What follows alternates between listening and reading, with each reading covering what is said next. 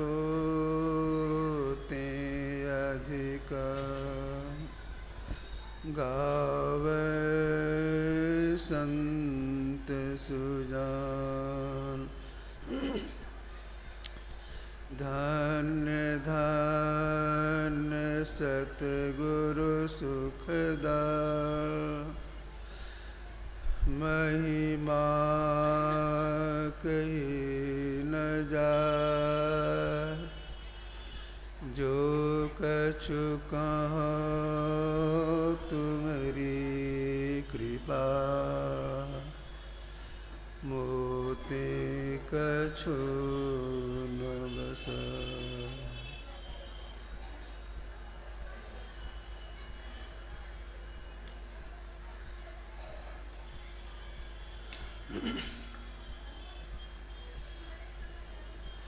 मुद मंगलमय साधु समाजे, धर्म प्रेमी सज्जनों, माताओं एवं बहनों,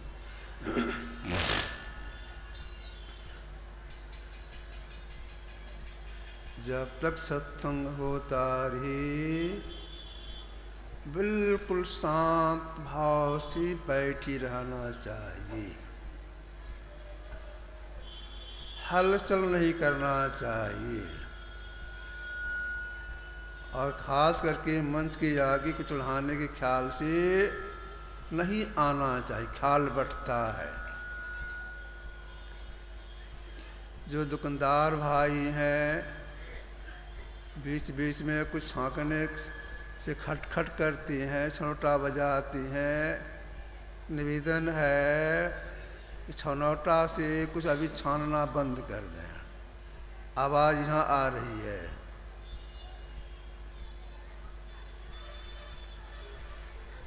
सृष्टि काल से जितने भी संत महापुरुष हो गए हैं,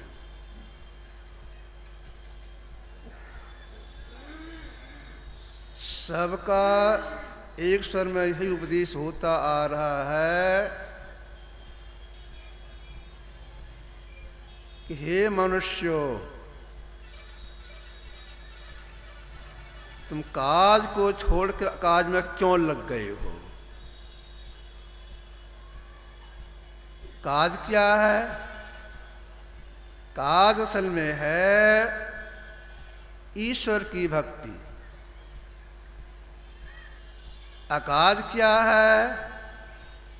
संसार के प्रपंच में फंस के रहना, विषय भोगों को भोगने में मस्त रहना, यह वह अकाज। अगर अकाज में पड़े रहेंगे तो दुख में पड़े रहेंगे। महापुरुष का उपदेश है, अगर आप अपना कल्याण चाहती हैं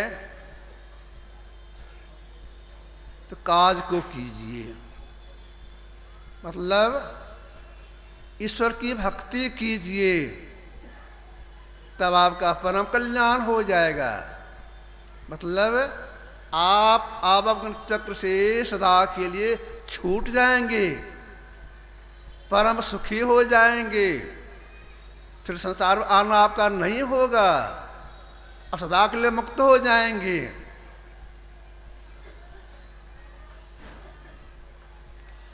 अगर ईश्वर की सही भक्ति कोई करना चाहती है, सबसे पहले बुद्धि के द्वारा ईश्वर का क्या स्वरूप है समझ लेना चाहिए। जब तक बुद्धि के द्वारा परमात्मा के स्वरूप को नहीं समझेंगे, ईश्वर भक्ति भी आपसे नहीं होगी।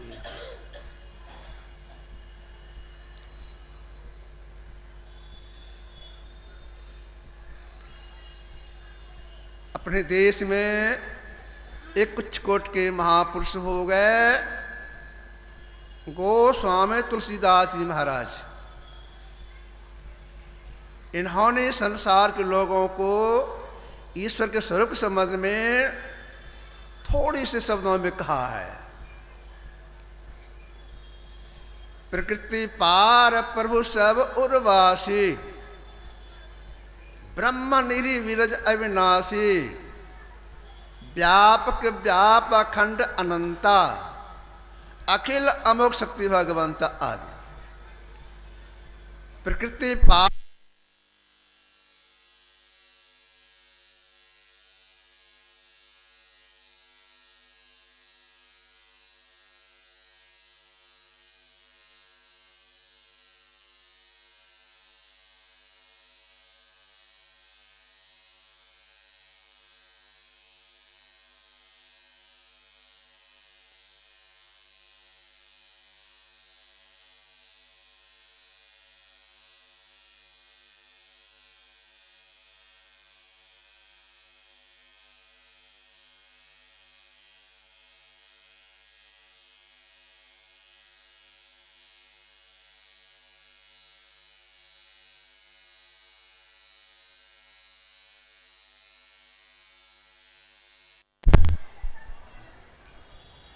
हाँ, मैं कह रहा था प्रकृति पार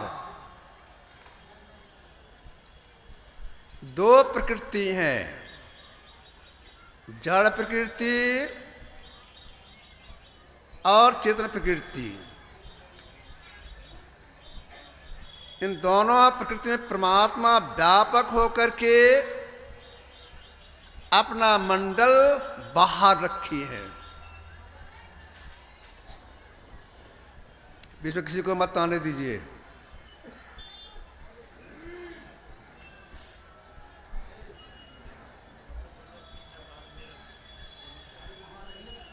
परमात्मा दोनों प्रकृतियों में व्यापक होकर के अपना मंडल बाहर रखी हैं। क्यों? इसलिए परमात्मा सबसे पहले होने कारण सबसे बड़ी है। प्रथम एक सो आपे आप, से पहले एक परमात्मा है, सबसे अति सूक्ष्म भी है। इसलिए उनके लिए कहा गया व्यापक व्याप अखंड अनंता, सब में घुस करके सबसे बाहर। जो ऐसे परमात्मा है, जब तक सही भक्ति नहीं करेंगे तो परम कल्याण नहीं होगा। अब जो परमात्मा सृष्टि के कण कण में व्यापक होकर के अपना बाहर रखे हैं, इनकी सही भक्ति करने के लिए क्या करना होगा? अपने देश में कुट के महापुरुष हो गए गोस्वामी तुलसीदास जी महाराज। इनका एक नाम राम बोला भी है।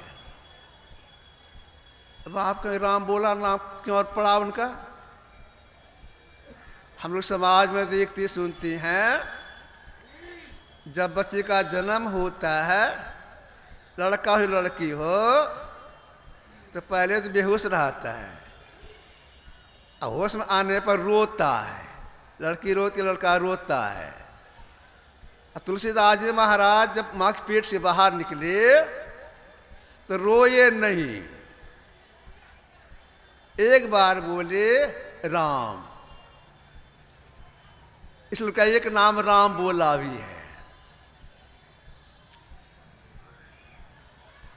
सियाने हुए, गुरु धारण किए, साधना किए, संत बन गए, तब इन्होंने कहा कि जो राम, जो परमात्मा, जो अल्लाह खुदा व्यापक अखंड हैं, अनंत हैं, इनकी सही भक्ति कैसे की जाए जिस जीव का परम कल्याण हो जाए। इन्होंने कई ग्रंथों की रचना की है। एक का नाम है विनय पत्रिका। उसमें इन्होंने लिखा है तीन अवस्था तजहु भजहु भगवंत। कैसा भगवंत? का मान क्रम वचन अगोचर व्यापक व्याप अनंत। कितना खुलासा।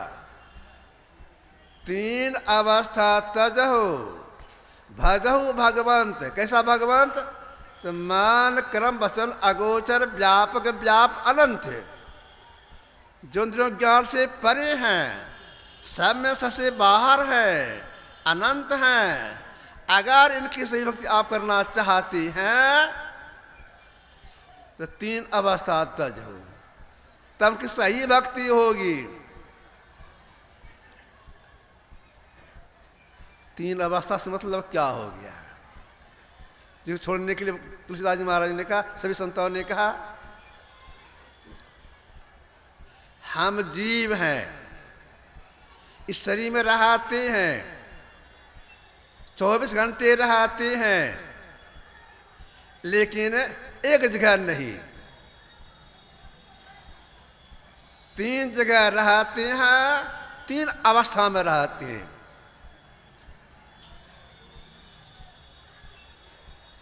जागृत अवस्था में जब तक हम लोग जगे रहेंगे, संसार के लोग जगे रहेंगे, तो जीव की बैठक दोनों भोग बीच में, यहाँ पर जागृत अवस्था में दोनों भोग बीच में, जब तक जगे रहेंगे, दिन हो या रात हो, दोनों भोग बीच ही में रहेंगे। जब खा पी करके सोएंगे, सोने के लिए जाएंगे, तो दोनों भावों के बीच से सरक करके जब आ जाएंगे कंठ में, तो स्वप्न देखेंगे। इसको कहा गया स्वप्नावस्था। जब गहरी नींद में चले जाएंगे, चले जाएंगे छाती में, इसको कहा गया सुषुप्तिक अवस्था। तीन अवस्था हो गए।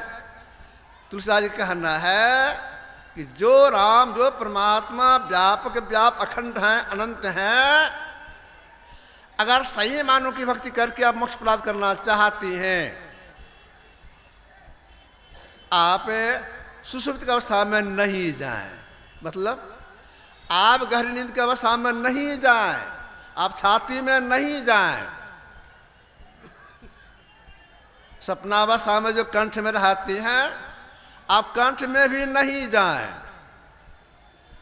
अभी जो वर्तमान में दोनों भोग बीच में है, जागृत अवस्था में, इसमें भी नहीं रहे, तब सही भक्ति होगी, आपका परम कल्याण होगा। उसके पहले नहीं। तब आप कहेंगे यह तो स्वाभाविक होता है, दोनों भोग बीच में है, स्वप्न में जाती है, गहरी नींद में जाती हैं, फिर स्वप्न में आती हैं, दोनों भोग से आके जग जाती हैं, ये तो स्वाभाविक होता ही रहता है। अब तीनों से छोड़ेंगे कैसे? चौथी अवस्था किधर है? कहाँ से प्रारंभ होता है? उसकी समाप्ति कहाँ पर होती है?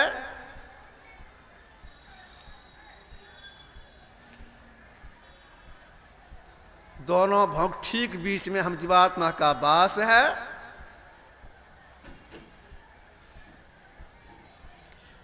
भीतर में एक स्थान का नाम है आज्ञा चक्र। यहीं से चौथी अवस्था, उसका नाम है तूरिक अवस्था, प्रारंभ होती है।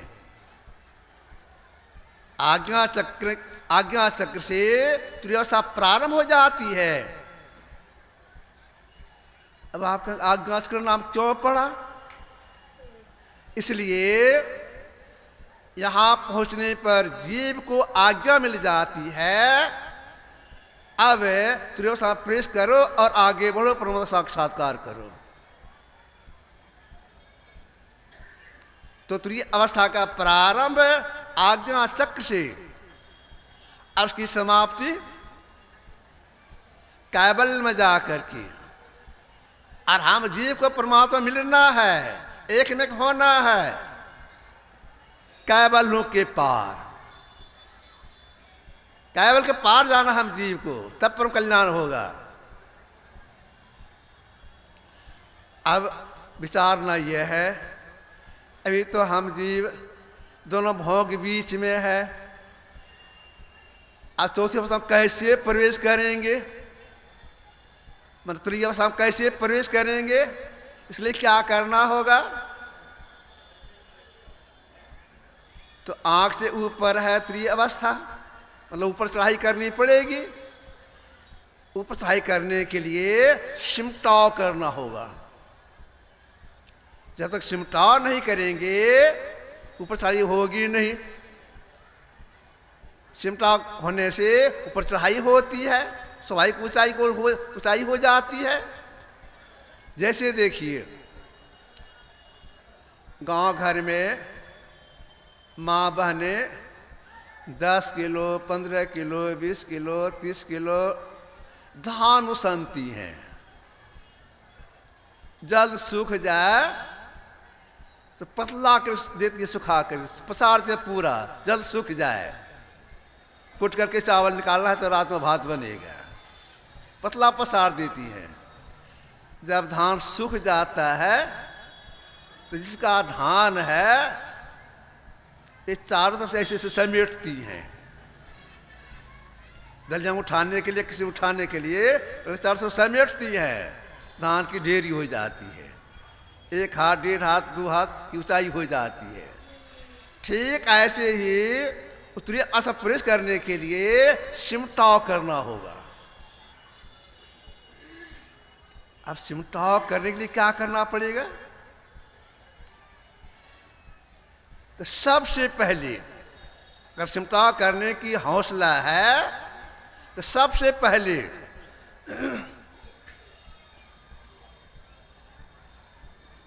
पवित्र स्थान में बैठना होगा। सोचो देसी, अगर एक कमरे में मन नहीं लगे दूसरे कमरे बैठना चाहिए। अगर एक जगह मन नहीं लगे दूसरी जगह बैठना चाहिए। स्थान पवित्र होना चाहिए।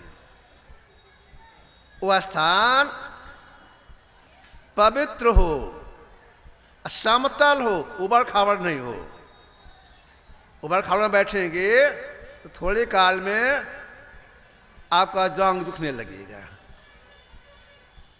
समतल होना चाहिए, बराबर होना चाहिए। बैठेंगे कैसे? तुरीय अवस्था में प्रवेश करना है, कैसे बैठेंगे? पवित्र संत हो गया, अब बैठेंगे कैसे? तो भगवान कृष्ण ने अर्जुन से कहा था समांका शिरोग्रीवं, मतलब बिल्कुल सीधा बैठना है। सीधा से मतलब क्या हो गया? पीठ का रीढ़, गर्दन और सिर एक सीध में सीधा बैठना चाहिए।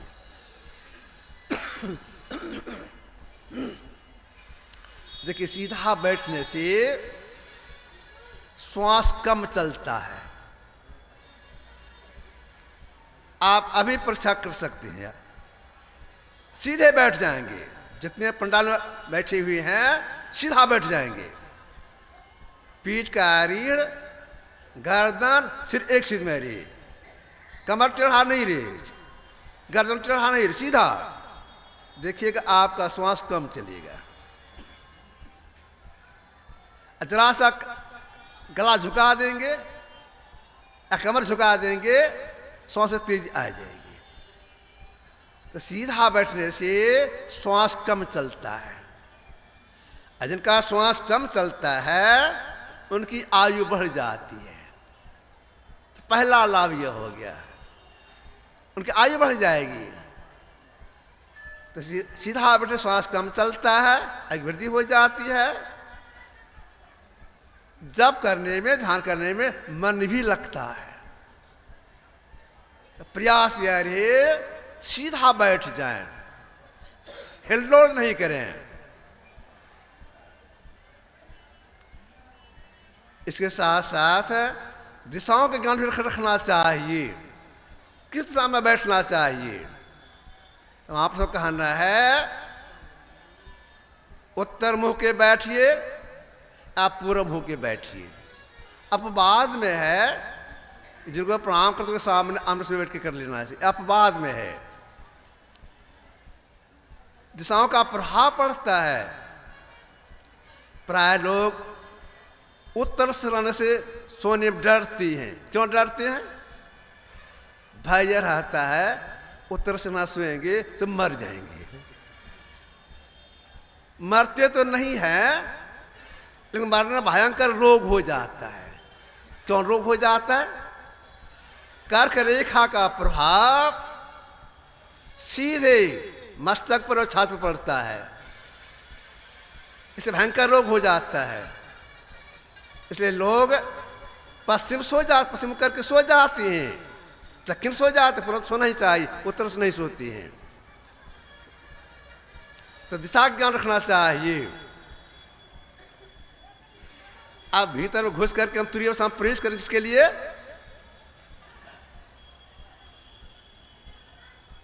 दादु सृजनहार के केते नाम अनंत। परमात्मा, परमात्मा के बहुत से नाम हैं। उन नाम में से एक नाम का जप करेंगे, कुछ सिमटा होगा इसमें।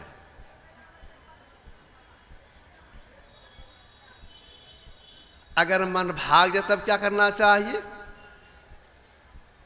देखिए, सबका मन भागता है, चाहे गृहस्थी आश्रम में हो, अव्यक्त आश्रम में हो, सबका मन भागता है। सब काहू को होता है तन मन पसरी, सबका मन भागता है। तो क्या उस भागने मन को छोड़ देना चाहिए? तो नहीं। जैसे मन भागे लौटा जप लगा देना चाहिए। तब आप कहेंगे हम प्रयास तो करते हैं, मन बार बार उधर क्यों भागता है? पत्नी का, पुत्र का, बेटा का, पति का, पत्नी याद क्यों आ जाता है? खेती गृहस्थ याद क्यों आ जाता है? और अनाप शनाप बात क्यों आ जाता है जब करने के समय में? तो देखिए क्यों आता है। बिना कारण का कार्य नहीं होता है, इसमें कोई कारण जरूर है। तो क्या कारण है मन भागने का? हम जीव सृष्टि काल से अनेक प्रकार के शरीरों को धारण करते छोड़ते आ रहे हैं। जब सृष्टि में आए हम जीव परमात्मा की मौज से, तो परमात्मा की ओर से मन, बुद्धि, चित्त, अहंकार साथ लगा दी गई। इसीलिए इसको कहा गया है, हे मनवा तो सदा के संगी, सदा का संगी यह है। तो हम जीव के संग में चार भीतर की तरह साथ में है। तो जिन जिन शरीरों में गए, जो जो कर्म किए, सारा संस्कार मन पर पड़ा हुआ है। मान लीजिए कर्मानुसार बाघ जोनी में गए हो हम, तो बाघ शरीर में जाके जो हिंसा काम किए हैं वह मन पर पड़ा हुआ है। कर्मानुसार सांप जोनी में गए हम, तो वोटों को डस के मारे हैं, वह संस्कार पड़ा हुआ है। कर्मानुसार बंदर जोनी में गए हम, बंदरतिका में, वह संस्कार पड़ा हुआ है। यही कारण है जब अनेक प्रयास करती हैं और मन विषय का चिंतन करने में लग जाता है, यही कारण है। तब क्या करना चाहिए? पुरुषार्थ करना चाहिए। पुरुषार्थ क्या है? पुरुषार्थ यही है, जहां जहां मन भागी जाए तहाँ तहाँ से तत्क्षण। फिर लगाइए ध्येय में आपन, आज के प्रतिहार धारण धर के, अरे हारे में आरो आगे बढ़ी चढ़िए धर धारा धर के। पुरुषार्थ यही है, जहां जहां मन भागी जाए तहाँ तत्क्षण, मतलब तो लौटा के जब में लगाइए, देरी मत कीजिए। अगर देर करेंगे तो मन तो ऐसा शैतान है, समय बाप का बर्बाद कर देगा, कुछ भी नहीं करने देगा। पुरुषार्थ से पीछे नहीं हटना चाहिए, पुरुषार्थी बनना चाहिए लोगों को। जहाँ पुरुषार्थ पीछे पीछे भाग चलता है, पुरुषार्थ यही जैसे मन जब को छोड़ के भागे उसी से लौटक जब लगा देना चाहिए।